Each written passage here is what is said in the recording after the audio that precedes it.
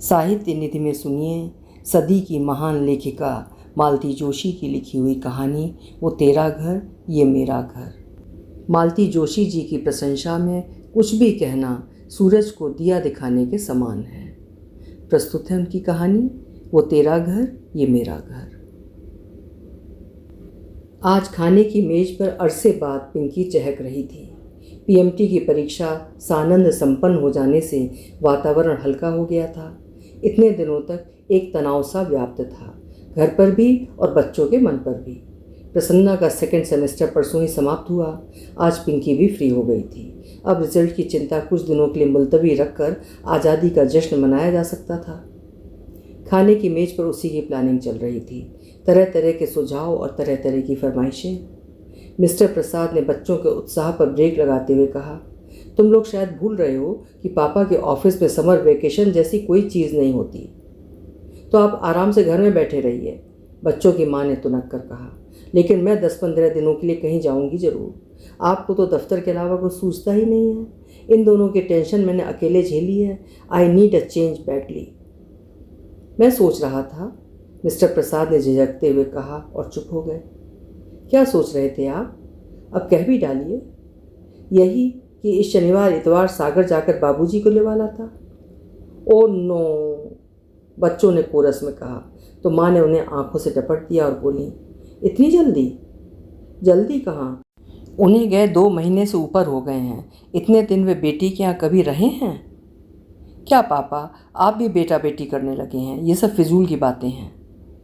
अपने लिए होंगी, पर बाबूजी तो पुराने ढर्रे के व्यक्ति हैं। उनके लिए बातें बहुत महत्व रखती हैं। अब इस उम्र में ये आशा करना कि वे अपनी सोच बदल लेंगे बेकार है। ये तो ठीक है कि माया की स्वतंत्र गृहस्थी है, इसीलिए वे 2 महीने वहाँ टिक भी गए। छाया के यहाँ तो उसके सास ससुर जेठ देवरों के बीच 2 दिन भी नहीं रह पाते। बच्चों ने फिर बहस नहीं की, चुपचाप खाकर उठ गए। पत्नी ने टेबल समेटते हुए पूछा, सुनिए, क्या इसी हफ्ते जाना बहुत ज़रूरी है? वे प्रश्नार्थक नज़रों से पत्नी को देखते रहे। नहीं, मैं सोच रही थी बच्चे थोड़ा रिलैक्स कर लेते, अभी अभी तो बेचारे फ्री हुए हैं। बच्चों को रिलैक्स होने के लिए कौन मना कर रहा है? आप समझते नहीं हैं, बड़े बुजुर्ग घर में होते हैं तो थोड़ा बंधन तो हो ही जाता है। बच्चों के हंसने बोलने पर, खाने पीने पर बंदिश लग ही जाती है। तो तुम चाहती हो बाबूजी को वहीं रहने दूं? उनका स्वर थोड़ा तल्ख हो गया था। पत्नी ने नरमाई से कहा, नहीं, मेरा मतलब था 8-10 दिन और सही, फिर तो हम ही को। वे तय नहीं कर पाए कि झेलना कहें कि भुगतना कहें। पति की नाराज़गी के डर से उन्होंने वाक्य अधूरा ही छोड़ दिया। कई बार अनकहे शब्द भी बहुत कुछ कह जाते हैं। मिस्टर प्रसाद भी उन अनकहे शब्दों को भली भांति पढ़ गए। उन्हें वितृष्णा और खीजू आई। अपने आप को पहली बार इतना निरुपाय अनुभव कर रहे थे। कितनी हसरत से, कितनी उमंग से वे बाबूजी को यहाँ लाए थे। यूँ तो माँ की मृत्यु के बाद ही उन्हें लाने का मन था, पर साल भर तक बाबूजी वहाँ से हिलने के लिए राजी नहीं हुए। प्रसाद ही दौड़ दौड़ कर वहाँ जाते रहे, बाबूजी की खोज खबर लेते रहे। हर बार बाबूजी पहले से ज़्यादा थके हुए, टूटे हुए नजर आए। ये स्वाभाविक भी था। 40-45 साल का साथ एकाएक छूट जाता है तो आदमी टूट ही जाता है। फिर बाबूजी के मित्र भी कहने लगे, बेटा अब अपने पिता को अपने पास ही रखो, बुढ़ापे का शरीर है, देखभाल की ज़रूरत पड़ती है। माँ की बरसी के बाद बाबूजी की एक नहीं सुनी गई। जिद करके वे लोग उन्हें अपने साथ भोपाल ले आए। बेटे के साथ साथ बहू और बच्चों ने भी बहुत मनुहार की थी, तभी वे राजी हुए थे। पर बहुत जल्दी ही एहसास होने लगा कि स्वागत का ये भाव धीरे धीरे तिरोहित होने लगा है। यूँ तो बाबूजी बहुत शांत प्रकृति के जीव हैं, उनकी ज़रूरतें भी बहुत थोड़ी सी हैं, इधर उधर दखलंदाजी करने की आदत भी नहीं है। फिर भी वे हाड़ मांस के जीव तो हैं, घर में उनकी उपस्थिति महसूस की ही जाती थी। सबसे बड़ी समस्या थी सोने की। इससे पहले बाबूजी जब भी आए, माँ साथ में होती थी। वे दोनों एक दूसरे का ख्याल रख लेते थे। 8-10 दिन की बात होती थी, कुछ ना कुछ व्यवस्था हो ही जाती थी। थोड़ी सी असुविधा भी तब नहीं अखड़ती थी। बच्चे छोटे थे और दादा दादी के साथ खुशी से एडजस्ट भी हो जाते थे। बल्कि तब तो दोनों में होड़ लगा करती थी कौन किसके पास सोएगा। पर अब स्थितियाँ बदल गई थीं। बच्चे बड़े हो गए थे, दोनों के पास अपने स्वतंत्र कमरे थे। तीसरा प्रसाद दंपत्ति का था। कुछ दिन पिंकी माँ के पास सोई और प्रसाद जी पिता के साथ उनके कमरे में सोए, पर यह व्यवस्था स्थायी तो नहीं हो सकती थी। जवान होती बिटिया के कमरे में बाबूजी का सोना भी अच्छा नहीं लगता था। फिर उन्हें प्रसन्ना के कमरे में सुलाया गया। वहाँ भी घोर असुविधा थी। उसे रात देर तक जागकर पढ़ने की आदत थी। उसका स्टीरियो भी हरदम बजता रहता था। दीवार पर कई ऐसे पोस्टर थे जिन्हें बाबूजी की नज़रों से बचाना जरूरी था। अंततः बाबूजी की व्यवस्था हॉल में की गई। 3 बेडरूम वाले घर में भी बाबूजी के लिए निरापद बस यही स्थान था। वे दीवान पर आराम से सो जाते थे, पर उनके साथ उनका पानी, दवाइयाँ, टोपी, मफलर, टॉर्च, जूते, चश्मा सभी रखे रहते थे। सुबह नौकर के आने तक बाहर का कमरा बाहर वालों के बैठने योग्य नहीं रहता था। सबसे बड़ी समस्या थी टॉयलेट की। बुढ़ापे के कारण रात में कई बार उठना पड़ता था, सो पप्पू के कमरे का ही आश्रय लेना पड़ता था। सुबह उन्हें जल्दी उठने की आदत थी। रात भर का जागा हुआ प्रसन्ना सुबह सुबह उनके मुख प्रक्षालन से खींच उठता था। एक स्थिति ये आई कि बाबूजी बच्चों के लिए अजहेल हो गए। ये अजहेल शब्द भी बच्चों का ही गढ़ा हुआ था, जो प्रसाद जी को बहुत चुभा था। फिर उन्होंने छोटी बहन को चुपचाप पत्र लिखा कि कुछ दिनों के लिए बाबूजी को ले जाए। बच्चों की परीक्षा के बाद वे खुद उन्हें लेवा लाएंगे। अब परीक्षाएं भी समाप्त हो गई हैं, पर लगता है घर अभी भी मानसिक रूप से बाबूजी के पुनरागमन के लिए तैयार नहीं है। मिसेस प्रसाद देर रात तक टीवी देखती थीं, सुबह देर से उठती थीं, 12 बजे तक नहाती थीं। हफ्ते में 2 दिन उनकी मालिश वाली आती थी। हर 15वें दिन मेहंदी वाली आती थी। हर तीसरे दिन उनकी किटी पार्टी होती थी। बाबूजी के रहते ये सारे काम सहजता से नहीं हो पाते थे। पिंकी को सहेलियों के साथ बाहर घूमने का शौक़ था। हर तीसरे दिन वे लोग पिक्चर जाती थीं। प्रसन्ना का तो कोई टाइम टेबल ही नहीं था। दोस्तों का जमघट हमेशा उसे घेरे रहता था। बाबूजी के रहते ये गतिविधियां भी थोड़ी धीमी हो जाती थीं। फिर सारे परिवार को बाहर खाने का शौक़ था। बाबूजी साथ जाते नहीं थे। उनके लिए घर पर पूरा सरंजाम करके जाना पड़ता था। बाहर जाने का सारा मज़ा ही किरकिरा हो जाता था। प्रसाद जी इन बातों को न समझते हों ऐसा नहीं था, पर इस कारण बाबूजी को हमेशा के लिए माया के यहाँ तो नहीं छोड़ा जा सकता था ना। पत्नी सास बहू का सीरियल देखने में व्यस्त थी। मौके का फ़ायदा उठाकर उन्होंने माया को फ़ोन लगाया। वो हर 10-15 दिन बाद फ़ोन करके बाबूजी की कुशल क्षेम पूछ लेते थे, पर उन्होंने बाबूजी से बात कभी नहीं की। उन्हें डर लगा रहता कि कहीं उन्होंने आने की जिद पकड़ ली तो वे मना नहीं कर पाएंगे। फ़ोन माया के पति सुरेश ने उठाया था। कुशल क्षेम के बाद प्रसाद जी ने कहा, मैं अगले रविवार आ रहा हूँ, बाबूजी से कहिए तैयार रहें। भाई साहब, आपको माया ने बताया नहीं क्या? बाबूजी तो कब के चले गए। चले गए कहाँ? उन्हें लगा कि आवाज़ कुछ ज़्यादा ही ऊंची हो गई है। उन्होंने चोर नज़रों से पत्नी की ओर देखा। वो सीरियल में खोई हुई थी। उन्होंने अपनी आवाज़ यथाशक्ति धीमी करते हुए कहा, कहाँ चले गए? अपने घर जौरा। मैं खुद ही तो छोड़ कर आया था। हाँ, शायद बाबूजी ने मना किया था, इसीलिए माया ने आपको बताया नहीं होगा। वे कुछ देर के लिए स्तब्ध रह गए। आप ज़्यादा परेशान ना हो भाई साहब, ये पुराने लोग हैं ना, दूसरी जगह एडजस्ट नहीं हो पाते, उन्हें अपना घर ही अच्छा लगता है। उस रात वे जरा भी नहीं सो सके। पता नहीं कैसे कैसे विचार आते रहे। मुश्किल तो ये थी कि वे अपनी परेशानी पत्नी के साथ भी शेयर नहीं कर सकते थे। वो फ़ौरन कह देती, हमने तो 6 महीने झेल भी लिया, पर आपकी बहन तो जरा से में ही उकता गई। दूसरे दिन उन्होंने माया को दफ्तर से ही फ़ोन लगाया। जानते थे इस समय सुरेश भी घर पर नहीं होगा। उनके उल्हानों के उत्तर में माया ने कहा, भाई साहब, आप कुछ मेरी मजबूरी का भी तो अंदाज़ लगाइए। वे तो 8वें दिन से ही जाने की रट लगाए बैठे थे। बड़ी मुश्किल से मैंने उन्हें 15 दिन रोका, फिर वे तो अकेले ही चल पड़े। बोले, भोपाल कौन सा दूर है, यहाँ से बस में बिठा दो, वहाँ फ़ोन कर दो, कोई ना कोई उतार लेगा। मैंने बहुत मना किया, पर जब बिल्कुल ही जिद पर आ गए तो उन्हें असली बात बतानी ही पड़ी। क्या? यही कि बच्चों की परीक्षा होने तक आपको यहीं रहना है। तब तो शायद तुमने ये भी बता दिया होगा कि मैंने ही तुमसे कहा था कि उन्हें ले जाओ। भाई साहब, ये तो मैं कभी नहीं बताती, पर उन्होंने खुद ही अंदाज़ा लगा लिया। उसके बाद तो वे पल भर भी यहाँ रुकने को राजी नहीं हुए। बोले, ईश्वर की कृपा से अभी मेरा घर सलामत है, मुझे वहीं पहुँचा दो। फिर ये खुद जाकर छोड़ आए थे, ज़रूरी व्यवस्थाएं भी कराए थे। इसके बाद कहने को तो कुछ था ही नहीं।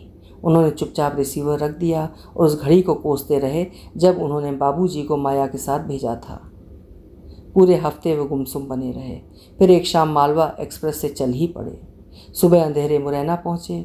वहाँ से जो पहली बस मिली उससे जौरा के लिए चल पड़े।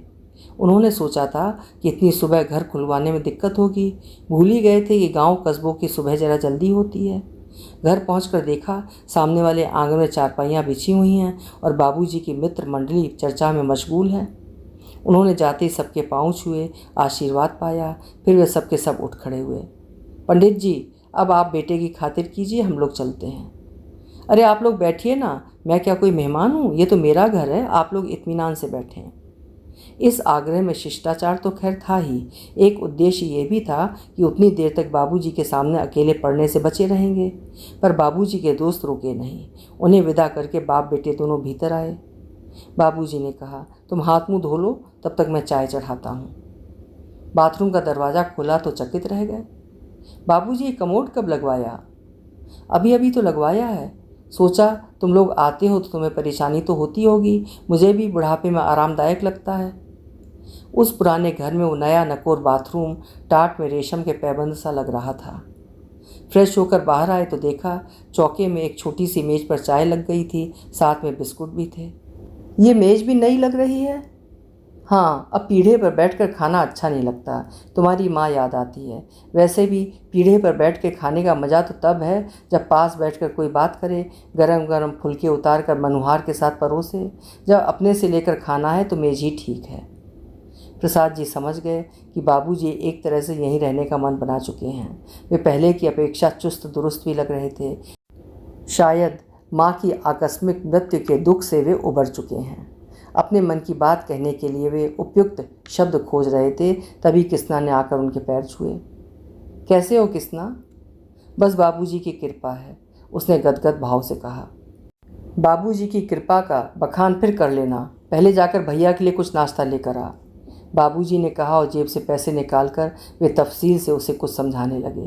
प्रसाद जी ने कहना चाहा कि बाबूजी, आजकल मैं ये सब नहीं खाता हूँ। उन्होंने खुद उठकर कृष्णा को पैसे देने चाहे पर हिम्मत ही नहीं पड़ी। उन्होंने अनुभव किया कि बाबूजी अपने पुराने फार्म में लौट आए हैं, ये भी कि ये बाबूजी का घर है, यहाँ उनका आदेश ही चलता है। उन्होंने सोचा नाश्ता आने से पहले नहा लिया जाए। नहाने के बाद आंगन में बंधी रस्सी पर तौलिया फैलाते हुए उन्होंने देखा कि एक महिला ने उन्हें देखते ही लंबा सा घूंघट खींच लिया है। बाबूजी, आंगन में कौन है? किसना की बहू होगी, वे लोग अब यहीं रहने लगे हैं ना। यही मतलब? पीछे गाय वाली कोठरी खाली पड़ी थी ना, उसे ठीक ठाक करके दे दी है। बहू भी गांव में पड़ी थी, उसे भी ले आया है। वो मेरे लिए 2 रोटियां डाल देती है, चौका बासन झाड़ू बुहारी कर देती है। किसना मेरी धोती खींच देता है, सौदा सुलफ ला देता है, काम भी हो जाता है और साथ भी। तुम लोगों को भी वहाँ फिक्र नहीं रहेगी कि बाबूजी अकेले पड़े हैं। लेकिन आपको यहाँ अकेले रहने कौन देगा? मैं तो आपको ले जाने के लिए ही आया हूँ। मुझे लाने ले जाने की ज़रूरत नहीं है बेटा, मेरी जब मर्जी होगी चला आऊँगा, पर जब तक मेरे हाथ पांव चल रहे हैं मुझे यहीं रहने दो। यहाँ मेरे दोस्त अहबाब हैं, नाते रिश्तेदार हैं, पास पड़ोस है। दरवाजे पे खड़ा भी हो जाता हूँ तो 10 लोग जय राम जी करते निकल जाते हैं। वहाँ तो समय काटे नहीं कटता, दिन भर छत की कड़ियाँ गिनता रहता हूँ। बात करूँ भी तो किससे? तुम सब लोग अपने अपने काम में मसरूफ़ रहते हो। अब इस उम्र में मुझसे ज़्यादा पढ़ना लिखना भी नहीं होता। बाबूजी की बात एकदम सही थी। उनका कोई तर्क संगत उत्तर प्रसाद जी सोच रहे थे कि बाबूजी ने कहा, एक बात और है बेटा, तुम्हारी माँ तो नहीं रही, पर जब तक मैं हूँ तब तक तो लड़कियों का पीहर बना रहे। कभी उनका मन हुआ तो आने को एक घर तो है। क्या वे लोग मेरे घर नहीं आ सकती? उन्होंने कहना चाहा, पर अपनी बात का खोखलापन खुद ही उनकी ज़बान पर ताला लगा गया। उन्हें याद आया कि जब जब बहनों को बुलाना चाहा, घर में समस्याओं का एक अंबार उठ खड़ा हुआ। बाबूजी अपनी रौ में कहे जा रहे थे, माँ के पीछे बेचारी जब भी आई हैं खुद ही खटती रही हैं। अब ये किसना की बहू आ गई है तो थोड़ा हाथ बटा देगी, कुछ तो सहारा हो जाएगा। प्रसाद जी ने विषयांतर करते हुए कहा, बाबूजी, आपने इस छोकरे को जगह तो दे दी है, बाद में कहीं लफड़ा ना हो जाए। कैसा लफड़ा? बाद में अगर इसने जगह खाली करने से इनकार कर दिया तो? बाद में मतलब? प्रसाद जी शर्म से ही गड़ गए। अपनी व्यग्रता में उन्हें याद ही नहीं रहा कि वे कह क्या रहे हैं। बाबूजी ने लेकिन इसे बड़े सहज भाव से लिया। बोले, उसकी चिंता अभी से क्यों? बाद में किसी को तो यहाँ रहना नहीं है, मकान तो बेचना ही है। जो भी खरीदेगा वही किसना से भी निपट लेगा। अपनी शर्म से वे अब तक नहीं उबर पाए थे और बाबूजी ने जैसे स्पष्ट ही उस ओर संकेत कर दिया। इसलिए अपनी सफाई सी देते हुए प्रसाद जी बोले, बाबूजी, घर बेचने की बात तो मेरे मन में कभी उठी ही नहीं। मैं अभी की बात नहीं कर रहा हूँ बेटे, अभी तो मेरे रहते तो कोई सवाल ही नहीं उठता। मेरे लिए ये सिर्फ ईंट गारे की इमारत नहीं है, मेरा मानसिक संबल है ये। पर मेरे पीछे तो इसे निकालना ही पड़ेगा। रख कर करोगे भी क्या? प्रस्ताव तो अभी से आ रहे हैं। भोपाल जाने से पहले तो इतनी अच्छी ऑफ़र आई थी कि क्या बताऊँ। बड़ी मुश्किल से अपने को रोक पाया। ये तो कहो कि ईश्वर ने ही सद्बुद्धि दे दी थी, नहीं तो मेरी फजीयत ही थी। अंतिम बात कहते कहते बाबूजी का स्वर भर्रा गया था। इतनी देर से प्रसाद जी के मन में जो बात खदक रही थी, उसे कहने का भी यही मौका था। उन्होंने बिना किसी भूमिका के कह ही डाला, बाबूजी, आप माया के यहाँ से उस तरह जिद करके चले आए, ये अच्छा नहीं किया।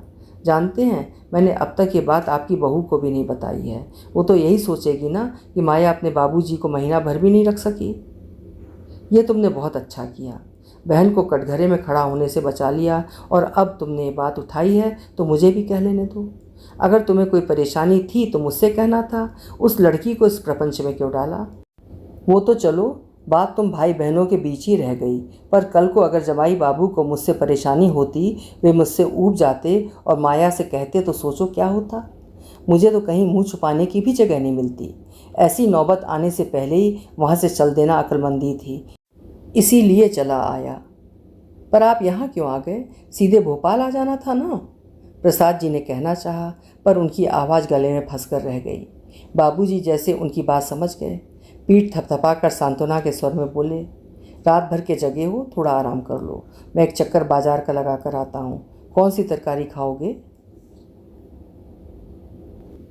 अभी आपने सुनी मालती जोशी मैम की लिखी हुई कहानी वो तेरा घर ये मेरा घर।